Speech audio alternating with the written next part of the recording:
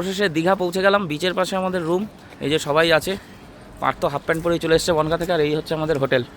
আমরা এখন হোটেলের ভিতর যাব। রুম কীরকম আছে দেখাবো। এই ব্যাগগুলো নামাও, ব্যাগগুলো নামাও, নামি নামো। আমার ব্যাগটা নে, পার্থ আমার ব্যাগটা নে। কাঁদে নে, ওই যে ওই দাদারে বলো খুলে দিই। চলো চলো চলো, ঢোকো ঢোকো। এ ঘন্টু, ঘন্টু চল চল চল।